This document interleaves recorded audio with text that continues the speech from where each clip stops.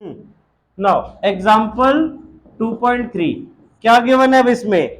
Figure 2.8 A and B show the field lines of a positive and negative charge respectively. आपको field lines दिखाई हुई है positive charge और negative charge से। Clear? आपको पता है पॉजिटिव चार्ज से फील्ड लाइंस क्या होती है, निकलती है, ठीक है, उससे स्टार्ट होके इंफिनिटी तक जाती हैं, तो ऐसे बनी हुई है आपकी। क्लियर? नेगेटिव चार्ज पे क्या होता है, इंफिनिटी से आती हैं टुवर्ड्स द नेगेटिव चार्ज, तो ये हो गई आपकी। क्लियर?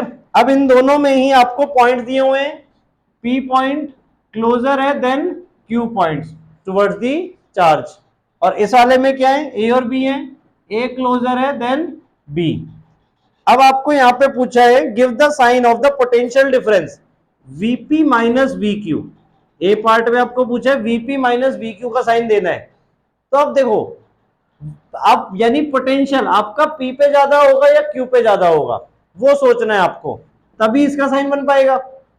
तो वीपी पे यानी पोटेंशियल एट पी, अब पी पॉइंट क्या है, क्लोजर है, क्लोजर है तो पोटेंशियल क्या होगा पी पॉइंट पे, पोटेंशियल का फॉर्मूला क्या था, के क्यू बाय आर, क्यू आपका पॉजिटिव है। क्लियर? तो अगर आर कम होगा तो वी की वैल्यू पॉजिटिव में ज्यादा बड़ी बनेगी, तो VP is greater than V Q. Clear? So क्या होगा वीपी माइनस वी क्यू का साइन, पॉजिटिव। आया समझ में? क्योंकि वीपी बड़ा है वीक्यू से। और इसी तरह हमें वीबी माइनस वीए का पूछा हुआ है। अब वीबी माइनस वीए देखो, अब यहां पर क्या है, नेगेटिव चार्ज है। क्लियर? और बी आपका दूर है, तो ध्यान से सोचो क्या बनेगा इसके अकॉर्डिंग। एक तो पहली बात माइनस में बनेगा आपका, माइनस के क्यू बाय आर। तो नेगेटिव में क्या होता है, नेगेटिव में अगर हम बड़ा नंबर बोलेंगे तो एक्चुअल में वो क्या है, छोटा हो जाएगा। अगर आपका आर छोटा होगा तो ये के क्यू बाय आर बड़ा होगा, बट नेगेटिव में वो एक तरीके से और छोटा हो जाएगा। तो वीबी बड़ा होगा या वीए बड़ा होगा, ये बताओ। वीबी बड़ा होगा। Clear? VB is greater then वीए, so VB minus वीए का साइन क्या बन जाएगा, अगेन पॉजिटिव। क्लियर हुआ दोनों चीज ये बेटा? तो दोनों ही आपके पॉजिटिव होंगे। क्लियर? Now B part. अब बी पार्ट में हमें क्या बोला, give the sign of the potential energy difference of a small negative charge between the points Q and P. अब क्यू और पी के बीच में हमने कहीं पर नेगेटिव चार्ज रख दिया। क्लियर? तो उससे आपको पोटेंशियल एनर्जी डिफरेंस का बताना है क्या साइन होगा। तो अब जो नेगेटिव चार्ज है वो किस तरफ अट्रैक्ट होगा, पॉजिटिव की तरफ, ठीक है। और हाइयर पोटेंशियल कहां है, नेगेटिव चार्ज कहां से कहां जाएगा, higher potential to lower potential energy, ठीक है। हाइयर पोटेंशियल आपका पी पे था, अभी हमने इसमें देखा। क्लियर? तो वो P2 क्यों जाएगा आपका। क्लियर हुआ? तो वी, अब वो हमें क्या बोले, क्या बताना है, between the points Q and P, A and B दोनों का ही।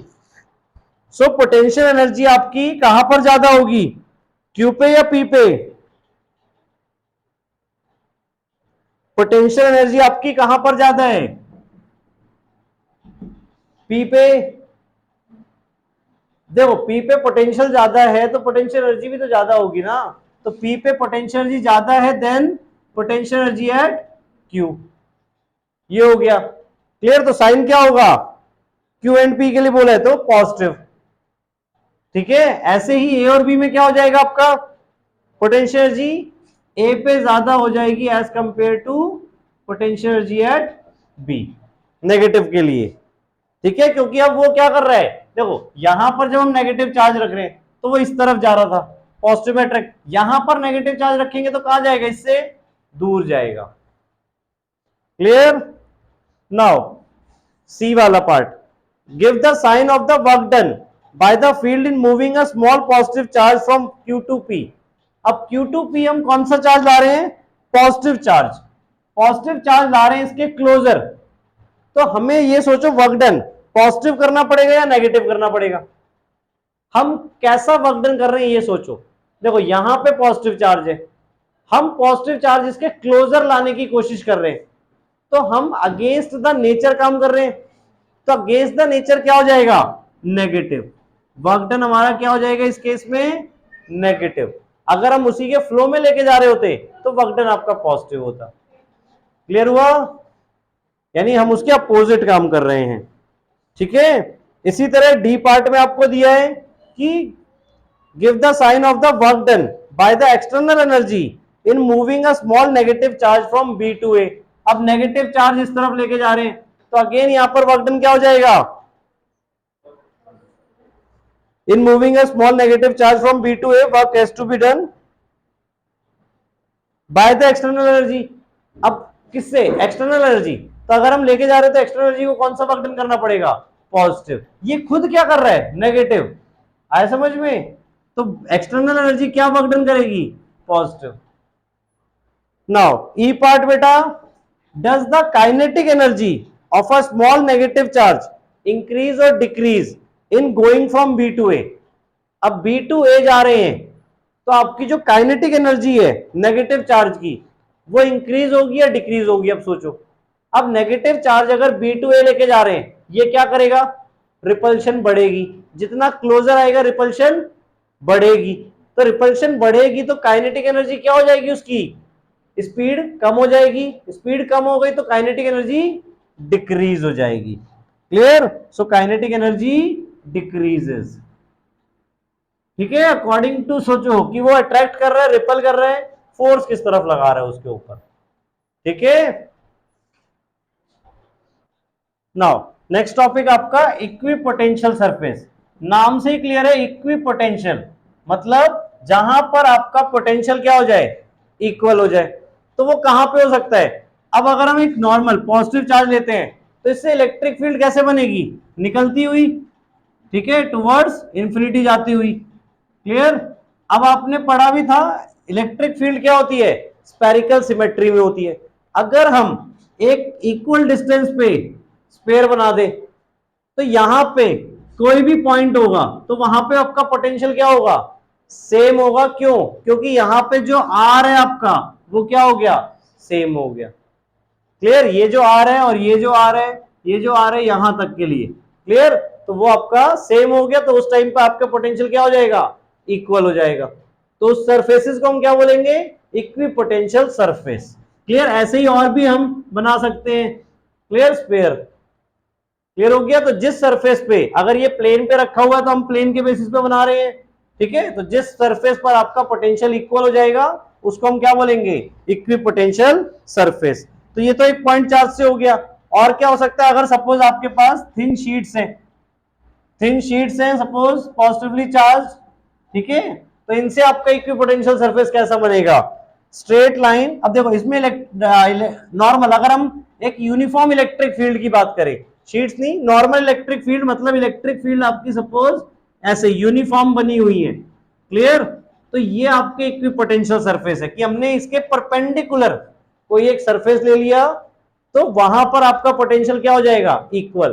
तो इसमें सिंपल सी बात याद रखना, equipotential surface is always perpendicular to the electric field lines.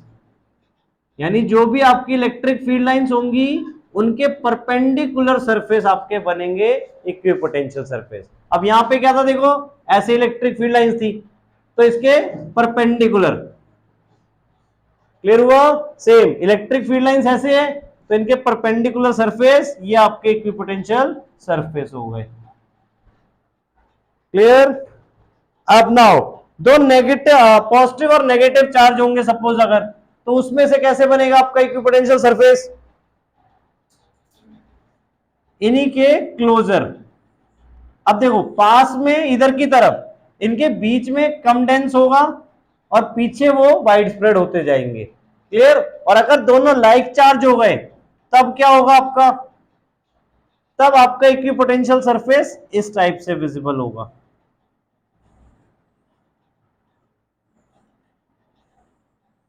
Clear,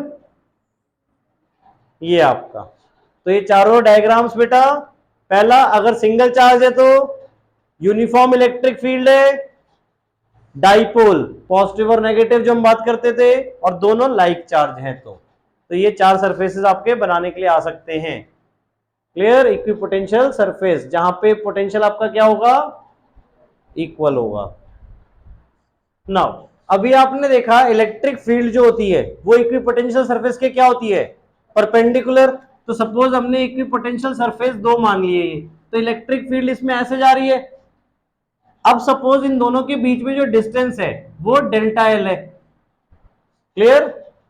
तो हमें कितना वर्क डन करना पड़ेगा, अब यहां पे पोटेंशियल सपोज V है और यहां पे पोटेंशियल बढ़ जाएगा, that is V plus delta V हो गया। क्लियर? तो हमने कितना वर्क डन किया वहां से वहां तक मूव करने के लिए।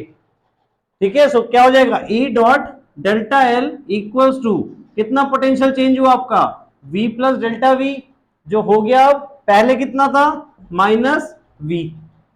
सो क्या बन जाएगा, E डॉट डेल्टा एल, ठीक है, डेल्टा को आप चाहे ट्राइंगल वाले उससे भी नोट कर सकते हो, इक्वल्स टू क्या बनेगा, delta V। So E equals to क्या आ गया आपका, delta V by delta L। Clear? So electric field और किसके बीच में रिलेशन मिल गया हमें, यहां पे पोटेंशियल के बीच में। So electric field equals to delta V by delta L। Clear? इसको चाहे आप डिफरेंशिएशन की फॉर्म में भी लिख सकते हो, dV by dL। Clear? Relation between electric field and potential. अब इससे दो इंपॉर्टेंट कंक्लूजन हमें क्या मिलेंगी। पहली, इलेक्ट्रिक फील्ड आपका किस डायरेक्शन में होगा, electric field is in the direction, electric field is in the direction in which the potential decreases steepest, यानी जिस तरफ आपका पोटेंशियल डिक्रीज हो रहा होगा इलेक्ट्रिक फील्ड उस डायरेक्शन में होगी। क्लियर? इवन अगर हम इसमें बात करें V प्लस डेल्टा V यहां पे होगा और यहां पर V होगा उसके अकॉर्डिंग। क्लियर? जिस तरफ आपकी पोटेंशियल डिफरेंस डिक्रीज हो रही है उस तरफ आपकी इलेक्ट्रिक फील्ड होगी, in the direction in which the potential difference in which the potential decreases steepest। Second, अगर आपको इलेक्ट्रिक फील्ड की मैग्नीट्यूड निकालना है तो वो हम कैसे निकाल सकते हैं, जो पोटेंशियल का मैग्नीट्यूड है पर यूनिट लेंथ के अकॉर्डिंग। क्लियर? और डायरेक्शन तो हमें पता है इक्विपोटेंशियल सरफेस के अकॉर्डिंग क्या होगी, इलेक्ट्रिक फील्ड की परपेंडिकुलर। इलेक्ट्रिक फील्ड की जो डायरेक्शन होगी वो नॉर्मल होगी इक्विपोटेंशियल सरफेस के। क्लियर? और मैग्नीट्यूड कैसे निकाला जा सकता है, पोटेंशियल पर यूनिट डिस्प्लेसमेंट। ठीक है, सेकंड पॉइंट, इलेक्ट्रिक फील्ड का जो मैग्नीट्यूड है वो क्या होगा, पोटेंशियल पर यूनिट डिस्प्लेसमेंट। और डायरेक्शन दूसरी चीज हमें क्या मिल जाएगी, direction is perpendicular to the equipotential surface.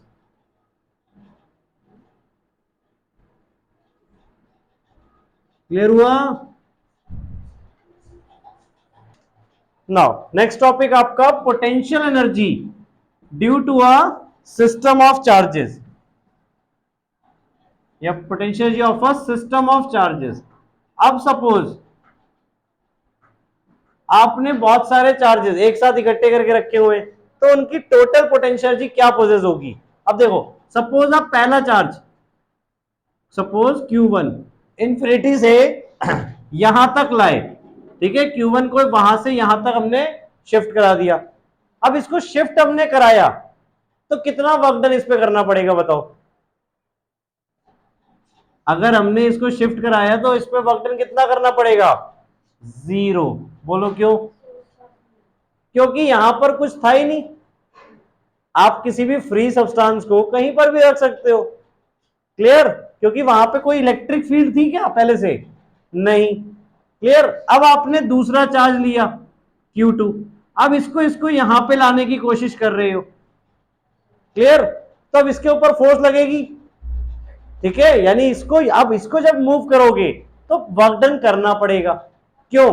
क्योंकि वहां पे पहले से सोर्स चार्ज है, उसकी इलेक्ट्रिक फील्ड बन रही होगी। आई बात समझ में? तो वो उसके ऊपर पोटेंशियल अप्लाई करेगा। तो वर्क डन हम कैसे निकाल सकते हैं, पोटेंशियल इनटू चार्ज। ठीक है, तो यहां पे देखो वर्क डन 1, जब हम पहले चार्ज को ला रहे थे तो उस टाइम पे वर्क डन 1 तो 0 था। अभी हम ये मान के चल रहे हैं कि यहाँ पे कोई भी एक्सटर्नल फील्ड नहीं थी। ऐसी भी कंडीशन हो सकती है कि पहले से वहां पे एक्सटर्नल फील्ड हो। ठीक है, अभी हम फ्री सरफेस मान के चल रहे हैं कि वहां पे कोई भी चार्जेस नहीं एग्जिस्ट करते थे initially. Clear. Now work done 2, यानी इसको लाने में हमने कितना वर्क डन किया, तो पोटेंशियल किसका था, पहले वाले चार्ज का था V1, और कौन सा चार्ज लाए हैं, Q2, तो V1 इंटू Q2। अब V1 का फॉर्मूला क्या था, पोटेंशियल का फॉर्मूला क्या होगा, due to 1 K Q1 by R। R आपका इन दोनों का डिस्टेंस कि कितना आप रखना चाहते हो। Clear. So K Q1 Q2 by R, ये वर्क 2 हो गया आपका। क्लियर। तो अगर हम दो चार्जेस को रखना चाहते हैं, अगर हम सिर्फ 2 चार्जेस का देखना चाहते हैं कि कितना वर्क डन करा, that is W1 plus W2। सो क्या आ जाएगा, K Q1 Q2 by R12। ठीक है ना, R12 इन दोनों का डिस्टेंस। क्लियर हुआ। और जितना हमने वर्क डन किया उतना ही उसके अंदर क्या हो जाएगा, पोटेंशियल एनर्जी स्टोर हो जाएगी। क्लियर। तो पोटेंशियल एनर्जी भी हमारी क्या हो गई, K Q1 Q2 by R12। Clear.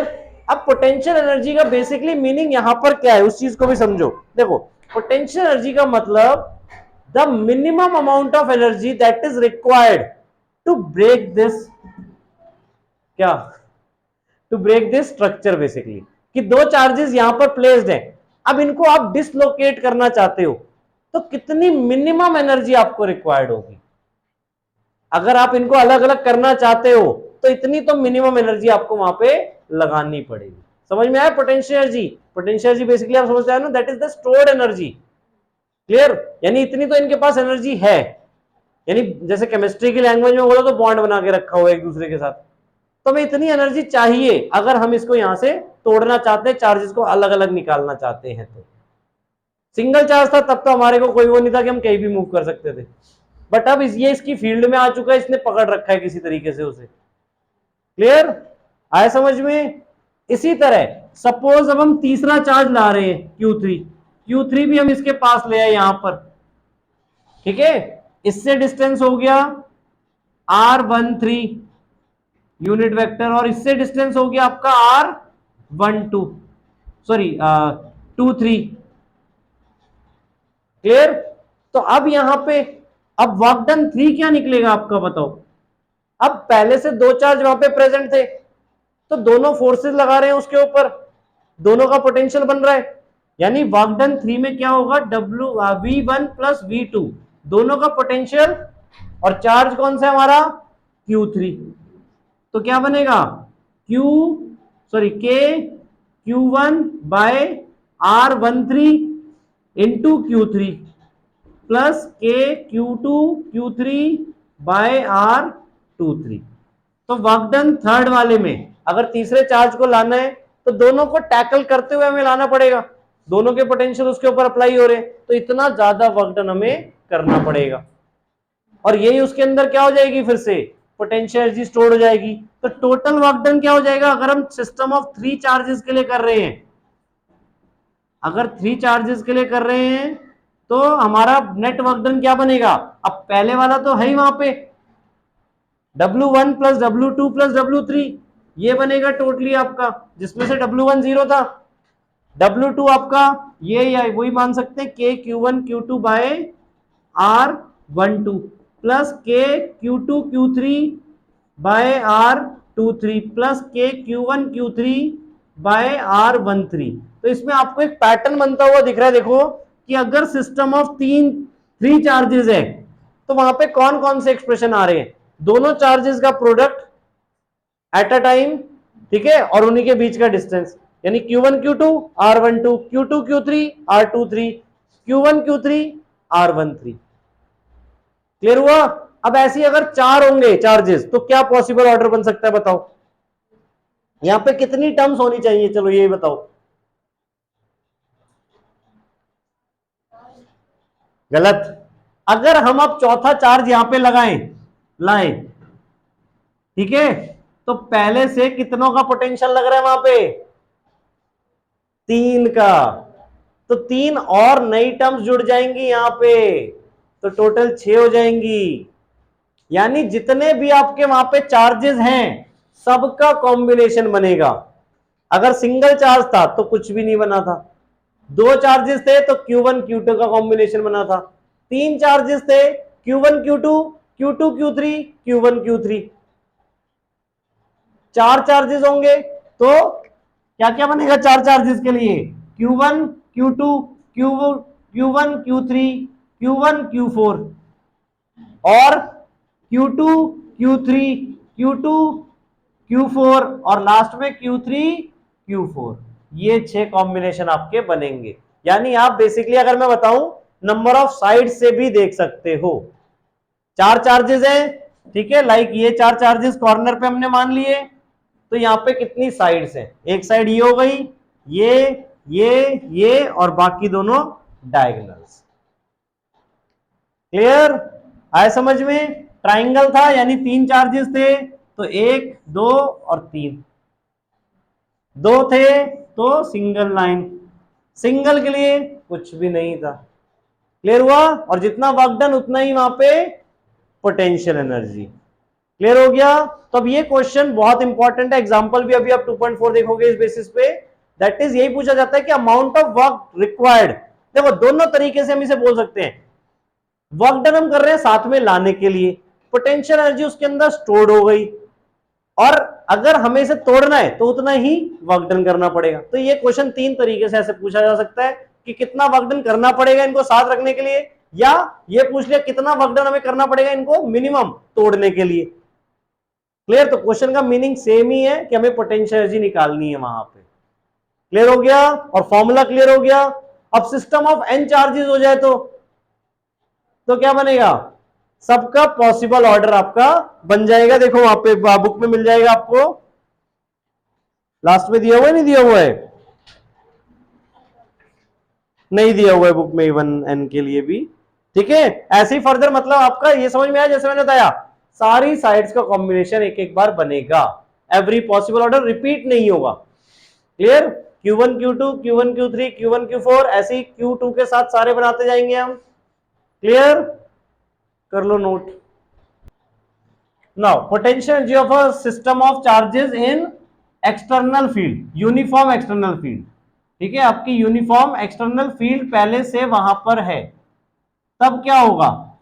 तब हम जब पहला चार्ज ला रहे हैं तो उसके ऊपर भी पोटेंशियल अप्लाई होगा, यानी हम ये पहला चार्ज लेके आ रहे हैं यहां पे, ठीक है, और पहले से वहां पे इलेक्ट्रिक फील्ड E है और पोटेंशियल V है। तो अब इसमें वर्क डन कितना होगा जो हम लाने के लिए कर रहे हैं? तो क्या होगा देखो, work done equals to potential into charge V जो कि एक्सटर्नल फील्ड है इनटू Q1, यानी वर्क डन आपका V Q1 हो जाएगा, और R जिसके भी अकॉर्डिंग मतलब जितना डिस्टेंस है उस फील्ड से आपका। क्लियर हुआ? इसी तरह वर्क डन 2, अब सेकंड चार्ज को हम लेके आ रहे हैं। क्लियर? तो क्या होगा देखो, अब दोनों के ऊपर पहले तो एक्सटर्नल फील्ड का इफेक्ट होगा ही होगा, ये चीज तो है ही। क्लियर? साथ में इनका आपस का भी पोटेंशियल अप्लाई होगा, मतलब Q1 का पोटेंशियल जो वहां पे जनरेट हो रहा है वो भी रहेगा, तो वहां पे वो भी प्लस हो जाएगा, यानी कि K Q1 Q2 by R12 जो अभी हमने किया था। क्लियर? जब एक्सटर्नल फील्ड अवेलेबल नहीं थी। आ रही बात समझ में? तो जितने भी चार्जेस होंगे तो एक्सटर्नल फील्ड का वर्क डन भी वहां पे इंक्लूड हो जाएगा कि वो कितना वर्क डन कर रहा है उसके ऊपर। क्लियर हुआ? तो इसमें आपका वर्क डन और ज्यादा करना पड़ेगा क्योंकि पहले से ही एक्सटर्नल फील्ड है, तो हमें उसके अगेंस्ट काम करना है। क्लियर? तो ज्यादा वर्क डन रिक्वायर्ड होगा, और इवन तोड़ने के लिए भी। यही चीज अगर हम पोटेंशियल एनर्जी के टर्म्स में बोले तो this is also equal to potential energy. ठीक है, ये हमने वर्क डन 2 नहीं बताई, हमने वैसे टोटल बताया है। वर्क डन 2 इतना है, ठीक है, ये वर्क डन 1 था आपका, तो ये टोटल वर्क डन आ गया अगर दो सिस्टम ऑफ चार्जेस को हमें एक साथ पुट ऑन करना है तो। क्लियर हुआ? 3 होंगे तो तीनों के ऊपर इंडिविजुअल पोटेंशियल लगेगा जो एक्सटर्नल फील्ड का है, और ये 2 टर्म्स आपकी बनेंगी, सॉरी 3 टर्म्स बनेंगी, जैसे वहां पे 3 के लिए 3 टर्म्स बन रही थी, तो इसमें 3 + 3 6 टर्म्स यहीं पे हो जाएंगी। क्लियर हुआ? बना लोगे एक्सप्रेशन इस वे में?